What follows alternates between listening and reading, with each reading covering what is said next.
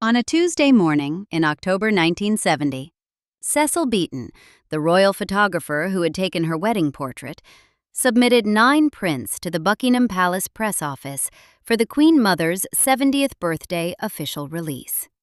The press office returned all 9.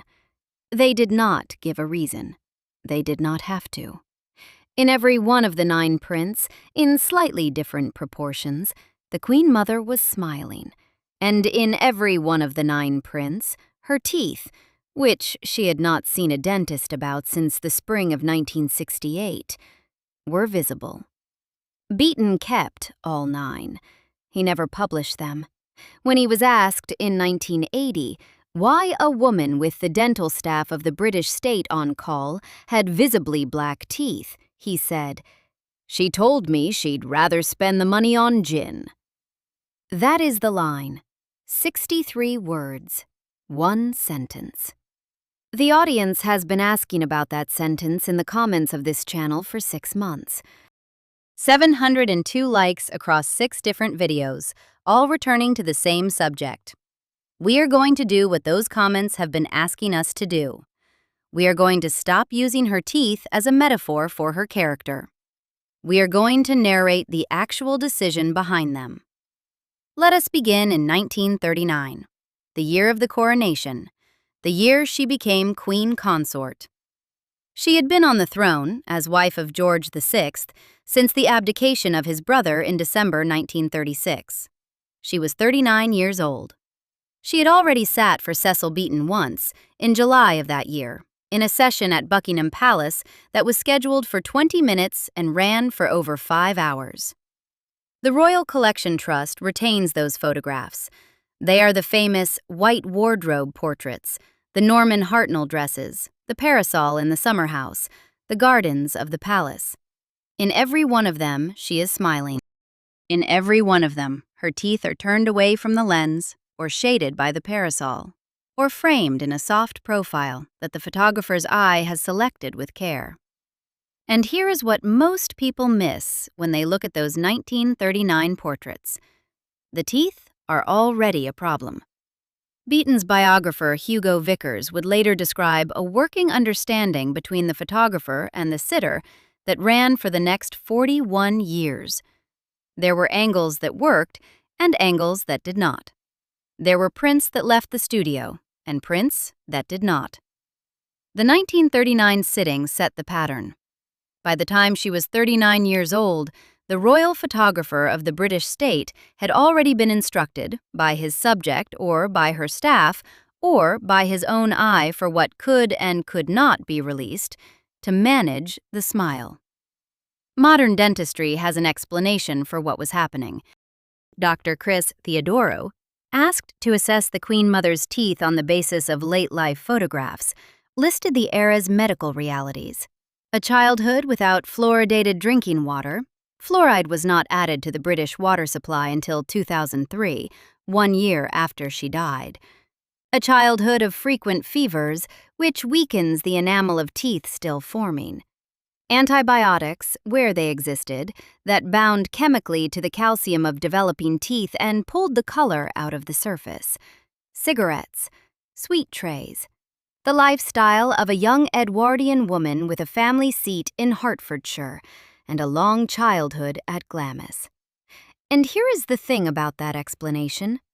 It is true. It is also incomplete. By 1939, she was the Queen Consort of the United Kingdom, with the entire medical apparatus of the British state at her disposal, with money no object, and access to whichever dental specialist in London was the most prestigious of the day. The Erika's story explains why her teeth had a difficult start. It does not explain what happened next. Because what happened next was that she did not, on the available record, undertake the kind of restorative dental work that her position made trivially available to her. The royal household carried, then as now, a designated post, dentist to the king. There were senior dental staff appointed to the royal household. The brief on this video names 4 of them across her lifetime. The brief is following an oral tradition that the channel's own staff sources have heard 3 times on 3 separate occasions. The official record of the royal household does not publish the names, so we will not, on this video, name names. We will say what the record shows. The dental staff of the royal household, across 40 years, did not produce a queen mother whose teeth changed. Then comes the war. From 1939 through 1945, the conventional public story is that everyone in Britain had teeth that suffered. There was rationing. There was no time for cosmetic work. Silver foil was scarce. The Queen Consort posed in bombed-out East End streets in pearls and gloves, smiling for the press, while London burned. And the explanation was offered up that her teeth were the teeth of a woman who had endured the war alongside her subjects. The palace let that story stand. Why would it not? It was useful. It was sympathetic. It was, in the way that public relations stories from the Buckingham Palace press office are typically useful, an explanation that allowed the smiling to continue.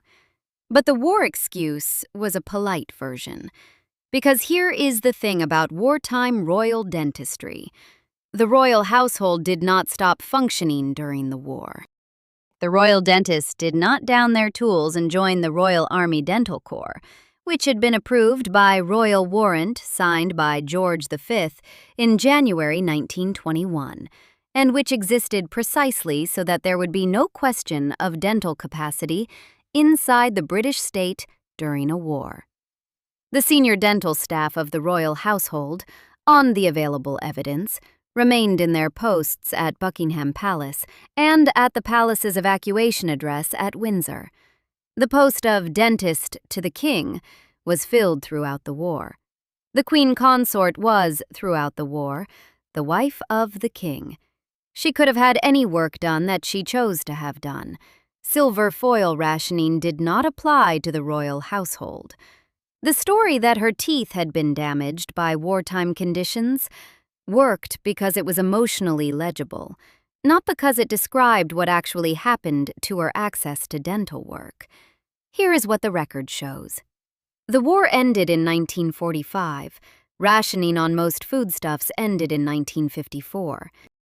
The Queen Consort became Queen Mother in February 1952, when George VI died at Sandringham. She moved to Clarence House. She had her own household of more than 100 staff. She had coots. She had no war to blame. And the teeth, on the photographic record, did not improve. The gap between the public story and the household record begins to open at this point. The public story said the war had taken its toll, and the press cooperated. The household story, as it was later relayed by those who served her, said the dental work had been recommended and declined. The 4 senior royal dentists the brief on this video mentions, the brief is following the staff memory of those who treated her across the 4 decades of her widowhood, would, by the staff-level account, each have at some point sat across from her in her sitting room, or in a consulting room at Clarence House, and proposed a course of restorative work. Each of them, on this account, was told no. The names the brief mentions are not preserved in the publicly searchable royal household records, so the channel will not name them on this video. The pattern of refusal, the channel will narrate. It is the pattern, not the names, that does the work. The pattern repeated. In December 1955, by the household-level account that has come down through the staff who served her, she had an abscess, not a toothache. An abscess. The Christmas photographs from Sandringham that year were taken by the staff photographers of the wire services, cued at the edge of the Sandringham estate, the way the wire service photographers were cued at the edge of every royal Christmas in the post-war decades. The brief on this video says that the palace press office intervened to obscure the lower half of her face in 3 of those frames. The official record of the royal household does not confirm a 1955 abscess. The mainstream biographies, Shawcross in 2009, Vickers in 2005, do not record it. It is what the household remembered. It is what the staff said later to the unauthorized biographers who took down their oral accounts in the 1990s and 2000s. The record is contested. The staff story is consistent. That is the second consistent pattern. Note what it tells us. In 1955, with 5 years still to go before the start of the 1960s, with a royal household whose dental capacity was at its absolute peak, with the recent precedent of the late King's lung cancer surgery in 1951, demonstrating that the British medical state could treat the most senior member of the royal family with the most complex available intervention, the wife of the late king had an abscess. An abscess is a treatable condition. It was, even in 1955, a routine treatable condition.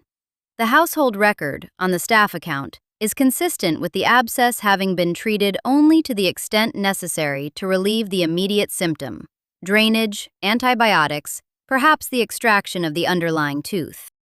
The structural restorative work, on the staff account, was again recommended. The structural restorative work, on the staff account, was again declined. The press office did the work the press office is paid to do. The wire photographs went out. The lower half of her face was, by the staff account, angled or shaded in 3 of those December 1955 frames. The audience at the time noticed nothing. The household noticed everything. And here is where it gets uncomfortable. The next 13 years, on the official record, are blank. There is no documented royal dental milestone between Christmas 1955 and the spring of 1968. The biographers who go looking for one, and they have looked, do not find it. What they find instead is consistent photographic evidence of progression. The pattern holds, the smile continues, the teeth darken. The press office routinely selects the prints in which the smile is more closed than open. Cecil Beaton's eye does the work for them in the sittings he conducts. By 1968, she is 68 years old. She has been the most photographed woman in Britain for 32 years. She has not, on the available record, sat in a dentist's chair voluntarily for a generation. Then comes 1968. The brief on this video locates her last willing dental appointment in the spring of that year, on the testimony of staff who later spoke to her biographers. The record is again contested. What is on the photographic record is that Beaton photographed her in the summer of 1968 in the gardens of Royal Lodge, Windsor, in a floral dress holding a parasol. The Victoria and Albert Museum retains that transparency. The smile in it is a closed-mouth smile. The angle is 3/4 profile. The eyeline is downcast. Beaton, by then, had been managing her smile for 29 years. He had become an expert in the half-frame. But the 1968 sitting, on the household-level account, was different from the 1939 sitting in one crucial respect. By 1968, she had stopped trying. She had stopped accepting the recommendations of her dental staff. Whatever conversation took place between her and the dental member of the royal household in the spring of that year was, by every staff account that has reached print, and by the silence of the official record, the last such conversation she ever consented to. After 1968, on the available record, she did not go back. The royal household kept the post of dentist to the king filled. She kept the post unused. That is the third consistent pattern. The first pattern was Beaton learning, by 1939, to manage the smile in the frame. The second pattern was the 1955 abscess being treated, on the staff account, only to the extent necessary to relieve the immediate problem. The third pattern is the 1968 conversation being the last conversation. The patterns hold. They hold across 30 years, 3 different decades, 3 different stages of her widowhood, 3 different generations of royal dental staff. The dental staff change. The post changes hands. The Queen Mother does not change. The answer she gives, on the staff account, does not change either. And then comes the moment the audience has been asking about. October 1970. The Queen Mother is 70 years old. Beaton, by now in his late 60s himself, comes to Royal Lodge for what would prove to be the last full sitting of his career with her. The Victoria and Albert Museum dates the 70th birthday transparency to May 1970. In fact, several months before her August birthday. The press office worked on a schedule of advance preparation, and the prints needed to be ready for distribution in time for the birthday cycle. So the brief's October timeline is the audience's memory of when the prints went out, not, on the museum record, when the shutter clicked. What is consistent across the museum record and the brief and the staff account is what happened next. She smiled. He photographed. She smiled in every frame. He photographed her smiling in every frame. He went away. He developed the prints. He submitted his selection. And the selection was returned, not because the photographer had failed, because the Queen Mother was visible in the prints, and the teeth were visible in the Queen Mother. Beaton did not, on the published record, complain about that. He kept the prints. He did not destroy them. He did not, in the lifetime of the sitter, publish them in any of the 6 volumes of diaries he produced between 1961 and 1978. But he talked about them. And in the years after his stroke in 1979, and after he was visited by his eventual biographer Hugo Vickers in January 1980, 3 days before he died, he was apparently candid in a way the published diaries had not been. Then, in 1980, after his death, came the question that has shaped how the channel's audience reads this entire story. A journalist asked him, or one of his interviewers asked him, or, and the record is contested on which of 3 versions actually occurred, a friend of his asked him, why a woman with the dental staff of the British state on call had visibly black teeth. And he said the sentence that the audience has been pulling out of the comments of this channel for 6 months. And what he said, in the version that has come down to us through the staff who heard the story and repeated it, was, "She told me she would rather spend the money on gin." Here is what we know about the gin. Margaret Rhodes, her niece and lady-in-waiting from 1991 to 2002, described her aunt's drink of choice on the record. It was, in Rhodes's account, a gin martini that the Queen Mother usually mixed herself. The royal biographer Tim Heald, who knew the household, said her morning drink before lunch was 2 gin-based cocktails, pink in color, gin and Dubonnet. The estimate by Amina Sonner of The Guardian, repeated in the standard biographical reference works, calculated her weekly intake. A gin and Dubonnet at noon, red wine with lunch, a port and martini at 6, 2 glasses of champagne with dinner, 70 units a week, for 34 years between 1968 and 2002. The page of the backstairs, William Talon, who was promoted to steward and page of the backstairs in 1978 and who lived in Gate Lodge at Clarence House from then until her death, mixed her gin and tonics, the biographer Tom Quinn would later report, at 9 parts gin to 1 part tonic.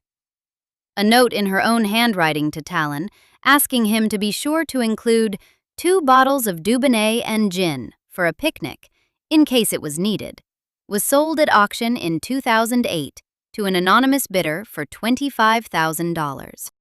That note is the documented record of the household routine. The gin half of the story is not contested. The gin half is paper. But here is what the existing video on this channel, the parent video with 71,000 views, got right at 0.4 seconds and then walked away from. The teeth half of the story is paper too. It is just paper of a different kind. The paper is not a bill. It is not a household account showing a transfer from the dental ledger to the wine cellar. The paper is the absence. The paper is the gap. 40 years of photographs. 40 years of a royal household dental position, filled and unused. 40 years of a press office working around her smile. That gap is the evidence. The cameras showed you what they wanted you to see. The dental record showed you what was actually there. And here is the part the channel has not previously delivered. The decision behind the gap was, by the staff account, a stated decision. She gave a reason. The reason is the sentence Beaton repeated in 1980. The sentence that varies slightly across 3 biographers' accounts of 3 separate occasions on which she gave it. In one version, it is, "I would rather spend the money on gin and tonic than on a set of brand new teeth." In another, it is, "The money would go better on gin." In the third version, it is the phrasing Beaton himself reported. The exact words are contested. The pattern, taken as a whole, requires explanation. 3 separate occasions, 3 slightly different versions of the same sentiment, to 3 different members of the staff who served her at 3 different points across a 31-year span. That is what the household remembered. That is what the documentary record does not preserve. Now here is the second act pivot. There is another reading of the decision. It is the reading that the most liked correction in this channel's own comments section has been pointing at for 6 months. It is the reading that says, she was not refusing dental work because she preferred gin. She was refusing dental work because she was afraid. She would not sit in the chair. She would not let the instruments approach her face. The phobia is one of the most common adult medical phobias in Britain to this day, and the medical research suggests it is more common, not less, among women born in the early 20th century who experienced extractions as children, at a time when anesthesia was rudimentary and dentistry was, in the words of one of her own contemporaries, an exercise principally in removal. The wealth and the staff and the access do not, on the medical phobia reading, cure the fear. They enable it. They allow a person who is terrified of a dentist's chair to never sit in one. Because the alternative is always available. The alternative is the next gin. The alternative is the closed-mouth smile, photographed in profile, with the smile angled at 3/4. And the gin sentence, on this reading, is not a decision about money. It is an explanation she gave for a fear she had. The gin became the alibi. The fear was the cause. The record is contested. The 2 readings are not mutually exclusive. A person can fear the chair and explain the avoidance with a sentence about money. A person can love the gin and use the chair fear as a permission slip to drink more of it. The household sources, across the 3 accounts, do not separate the 2 readings cleanly. They preserve only the sentence. The sentence does the work. And here is the thing. The 2 readings do not change the outcome. Whatever the cause of the refusal, whether it was the money sentence or the fear behind the money sentence, the dental work was not done. The royal household kept the post of dentist to the king filled. She kept the post unused. The press office continued to manage the smile. Beaton continued to manage the half-frame. The wire services continued to receive the prints that did not show the teeth. The household continued to lay out the gin. The pattern, taken as a whole, ran for the rest of her life. And here is where it gets uncomfortable again. By 1972, on the account of the unauthorized biographer, Lady Colin Campbell, and the record is contested on this point, William Shawcross's official 2009 biography, drawing on the Royal Archives, does not include the episode. By 1972, a set of dental plates was apparently fitted for her. Whoever fitted them did the work. The plates were apparently delivered to Clarence House, and, on Campbell's account, the Queen Mother declined to wear them. They were put in a drawer. They stayed in the drawer. By the time the household was inventoried after her death in 2002, the drawer had held them, on this account, for 30 years. Shawcross does not record it. Campbell does. The audience should know that the existence of those plates is a contested claim by a contested biographer, balanced against the official biographer's silence. The closing of this video honors Campbell's account. The middle of this video honors the contest. Then come the 1970s through the late 1980s. The same pattern. The same 40-year shape. The teeth darken further. The press office and the photographers continue to work around the smile. The household routine settles. Talon arrives at Clarence House and works his way up to steward and page of the backstairs by 1978. Beaton dies in January 1980 and is replaced, in the rotation of royal photographers, by a younger generation who inherit his half-frame discipline without ever having had to argue for it. The household orders gin. The household orders Dubonnet. The household orders champagne by the case, and red wine by the case, and port by the bottle. The Coots overdraft begins its slow climb toward the £4 million figure it would reach by the end of the 1990s. Margaret Rhodes joins as a lady-in-waiting in 1991. By then, the Queen Mother has not consented to a dental examination in something close to 23 years. The household has stopped asking.